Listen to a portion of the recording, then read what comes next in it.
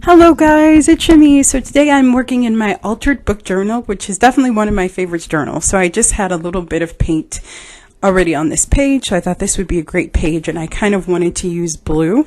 So I'm just going to start out first by gluing down some pieces of tissue paper. I got this tissue paper from Hobby Lobby, and this page I really wanted to kind of explore texture and layers. So you're going to see that I'm going to use some clear gesso, also a new supplies to me that I'll be using, and it's going to be so awesome, and I really love the way that this page turned out. I'm also going to use some washi tape that I got, and then I was really inspired by the Tim Holtz photo booth stickers ephemera packs. I found this picture of this beautiful little girl that I wanted to include in this page, and I'm just going to kind of build up the layers. So I'll start out with the collage, then I'll add the clear gesso, and then I'll add some modeling paste, and then I'll add some watercolors, and I just kept going, and then gesso, and I got to use some tea bags that I had emptied out, which was so much fun. I love when you glue them on top of things, how they kind of push things back. So it was really fun. I also used some of those rub-ons that I got from the Dollar Tree that I used in the project from last week.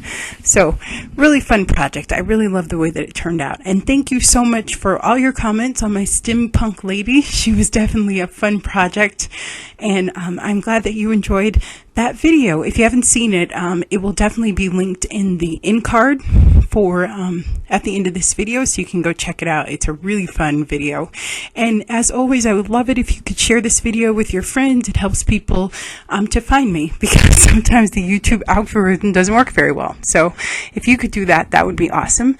And my birthday is on Saturday, so on Sunday actually, not Saturday, on Sunday, on September 6th. So I hope that you guys have a wonderful day, and I will see you next time. Bye bye.